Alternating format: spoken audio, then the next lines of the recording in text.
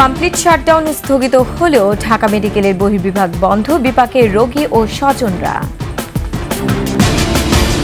BDR হত্যাকাণ্ডের পুনঃতদন্ত ও ন্যায় বিচার প্রক্রিয়া শুরু হবে শিগগিরই, জানালেন স্বরাষ্ট্র উপদেষ্টা। আজই আদালতে তোলা হবে হাজী সেলিমকে। হত্যা মামলায় কারাগারে টিপু মুন্সি, ফের রিমান্ডে গোলাপ।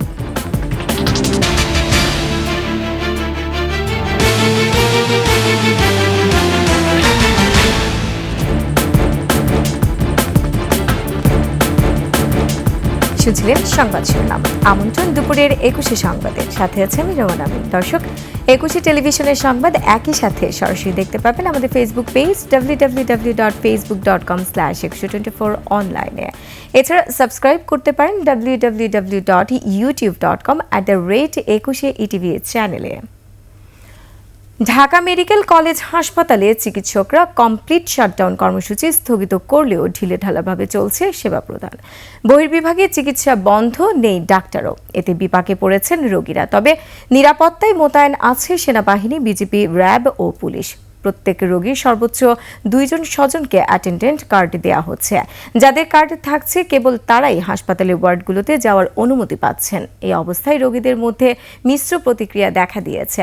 চিকিৎসা সেবা যাতে ব্যাহত না হয় সে দাবি জানাচ্ছেন অনেকেই। আবার কেউ কেউ বলছেন শৃঙ্খলা ফেরাতে কঠোর ব্যবস্থার বিকল্প নেই। তবে আন্দোলনকারীদের সাথে আলোচনার মাধ্যমে দ্রুত সমস্যার সমাধান করার আহ্বান রোগী ও স্বজনদের।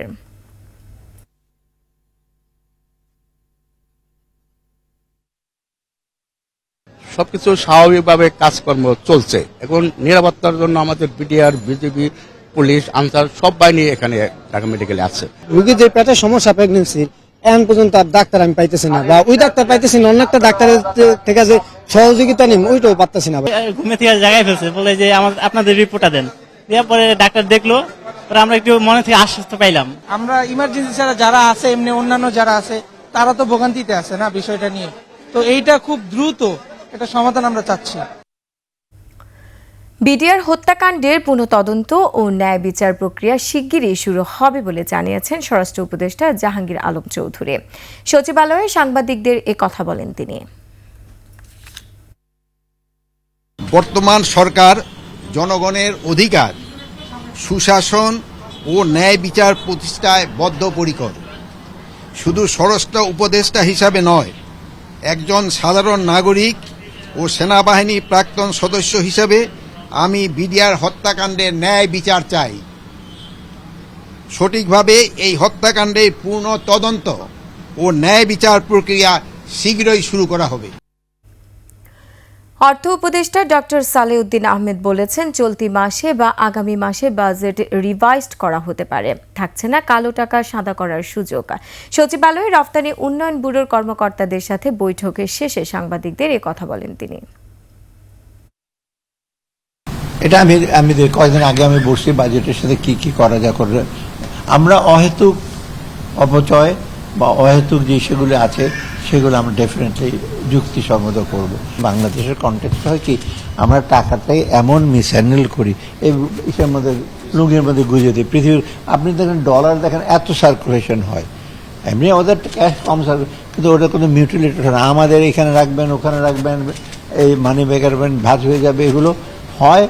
এগুলো আমরা চেষ্টা করেছি আমার সময় থাকতে যে টাকাটা আরো ডিউরেবল করা যায় না। সাবেক সংসদ সদস্য হাজী সেলিমকে আজই আদালতে তোলা হবে। এ সময় 10 দিনের রিমান্ড আবেদন করবে পুলিশ। এর আগে রোববার রাতে রাজধানীর বংশাল থেকে হাজী সেলিমকে আটক করা হয়। অবৈধ সম্পদ অর্জন ও দখলবাজি সহ অসংখ্য অভিযোগ রয়েছে হাজী সেলিমের বিরুদ্ধে। বিস্তারিত জানাচ্ছেন আকবর হোসেন সুমন। কোটা সংস্কার আন্দোলনের সময় শিক্ষার্থীদের তোপের মুখে পড়েন আলোচিত সাবেক সংসদ সদস্য হাজী মোহাম্মদ সেলিম। 5 আগস্ট শেখ হাসিনা নেতৃত্বাধীন সরকারের পতনের পর আত্মগোপনে চলে যান আওয়ামী লীগ নেতারা। হাজী সেলিমও সে সময় গা ঢাকা দেন। মহানগর গোয়েন্দা পুলিশ রোববার রাতে তাকে আটক করে বংশাল থেকে। অবৈধ সম্পদ অর্জনের অভিযোগে দুর্নীতি দমন কমিশনের মামলায় 2008 সালে 13 বছরের সাজা হয় হাজী সেলিমের। পরবর্তীতে 2022 সালে এই সাজা কমিয়ে 10 বছর করে হাইকোর্ট। একসময়ের সোয়ারিঘাটের পান বিক্রেতা এখন দেশের শীর্ষ ধনীদের একজন। বুড়িগঙ্গার তীরে চাঁদনী ঘাটে ওয়াসার পানির পাম্পের জমি দখল করে সেখানে গড়ে তুলেছেন পেট্রোল পাম্প। এছাড়াও সোয়ারিঘাটে নদী তীর দখল করে চাঁদ সর্দার কোল্ড স্টোরেজ, নবাববাড়ি এলাকায় জগন্নাথ কলেজের ছাত্রাবাস দখল করে গুলশানারা প্লাজা নামে বিশাল ভবন নির্মাণ, আরমানিটোলায় এক বৃদ্ধার সম্পত্তি দখল করে এমটিসি টাওয়ার নির্মাণ এবং নলগোলায় ভাওয়াল রাজার সম্পত্তি দখল করে বিশাল ভবন নির্মাণের অভিযোগ রয়েছে মদিনা গ্রুপের মালিক হাজী সেলিমের বিরুদ্ধে। আকবর হোসেন সুমন, 21 টেলিভিশন, ঢাকা। পোশাক কর্মী রুবেল হত্যা মামলায় আওয়ামী লীগের প্রচার ও প্রকাশনা সম্পাদক আব্দুস সোবহান গোলাপকে ফের 3 দিনের রিমান্ডে পাঠিয়েছেন আদালত। এছাড়া বাড্ডায় সুমন শিকদার হত্যা মামলায় রিমান্ড শেষে সাবেক মন্ত্রী টিপু মুন্সিকে কারাগারে পাঠানো হয়েছে। সকালে শুনানি শেষে ঢাকার মেট্রোপলিটন ম্যাজিস্ট্রেট আদালত এই আদেশ দেন। এদিন 7 দিনের রিমান্ড শেষে আব্দুস সোবহান গোলাপকে আদালতে হাজির করে পুনরায় 7 দিনের রিমান্ড চান মামলার তদন্ত কর্মকর্তা আদাবর থানার পরিদর্শক মিন্টু চন্দ্র বণিক। পরে গোলাপের পক্ষে তার আইনজীবী রিমান্ড বাতিল ও জামিন চেয়ে শুনানি করেন। উভয় পক্ষের শুনানি শেষে আদালত আবারও 3 দিনের রিমান্ডের আদেশ দেন। অপরদিকে টিপু মুন্সির জামিন চেয়ে শুনানি করেন আইনজীবী। পরে তাকে কারাগারে পাঠানোর আদেশ দেওয়া হয়।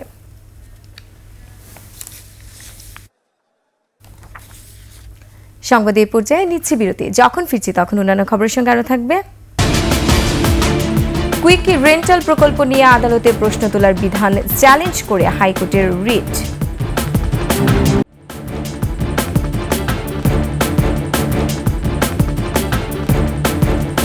আবার আমন্ত্রণ দুপুরের 21 সংবাদে। কুইক রেন্টাল বিদ্যুৎ প্রকল্প নিয়ে কোনো আদালতে প্রশ্ন তোলা যাবে না, আইনের এমন বিধান চ্যালেঞ্জ করে হাইকোর্টে রিট দায়ের করা হয়েছে। জনস্বার্থে আইনজীবী তায়েব উল ইসলাম সৌরভ সহ 2 জন আইনজীবী এই রিট দায়ের করেন। একই সাথে মন্ত্রী পছন্দের ব্যক্তিকে আইন অনুযায়ী কুইক রেন্টালের কাজ দেওয়ার বৈধতাও চ্যালেঞ্জ করা হয়েছে। রিটে বিবাদী করা হয়েছে জ্বালানি সচিব, পেট্রোবাংলার চেয়ারম্যান ও পিডিবি চেয়ারম্যান সহ 5 জনকে। হাইকোর্টের একটি দ্বৈত বেঞ্চে এই রিটের শুনানি হওয়ার কথা রয়েছে।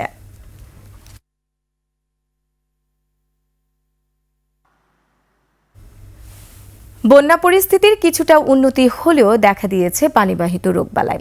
হাসপাতালে ভর্তি রোগীর সংখ্যা অন্যান্য সময়ের তুলনায় কয়েক গুণ বেশি।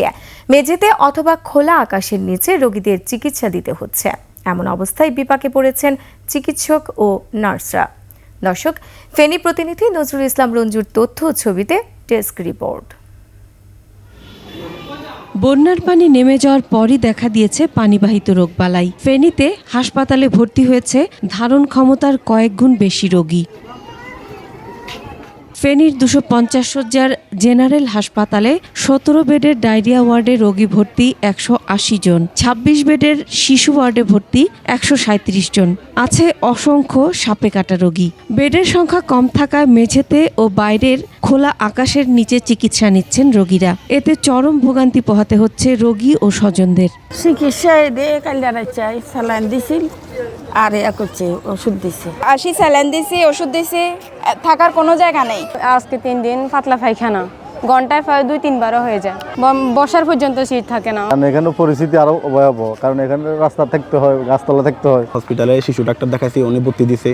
ভর্তি দেওয়ার পরে কালকে এখানে স্যালাইন চলেছে। নাতির জন্য আছি ডায়রিয়া, জ্বর, বমি, জায়গা না হাই, গাছতলায়। হাসপাতালে বেশিরভাগ জ্বর, সর্দি, কাশি, নিউমোনিয়া ও ডায়রিয়ার রোগী।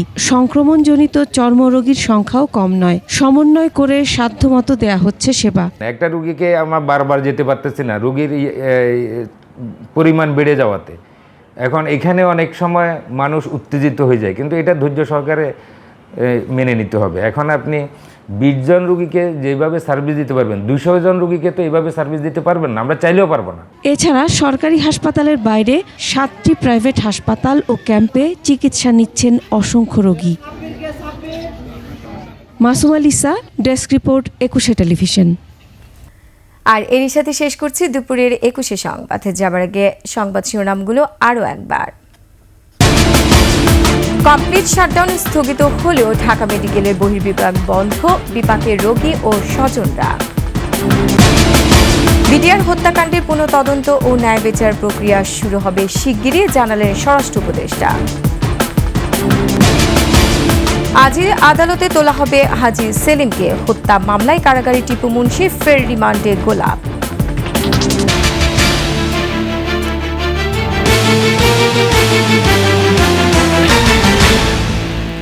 দর্শক, সর্বশেষ সংবাদ জানতে ডায়াল করুন 2021 নম্বরে, আর ভিজিট করুন ekushe-tv.com এই ওয়েবসাইটে। এছাড়া ফেসবুকে ভিজিট করতে পারেন www.facebook.com/ekushe24 অনলাইনে। এছাড়া সাবস্ক্রাইব করতে পারেন www.youtube.com/ekushe ETV চ্যানেলে। এতক্ষণ সঙ্গে থাকার জন্য ধন্যবাদ। পরবর্তী সংবাদ দুপুর 2টা 55 মিনিটে দেখার আমন্ত্রণ রইল। একুশের সাথেই থাকুন।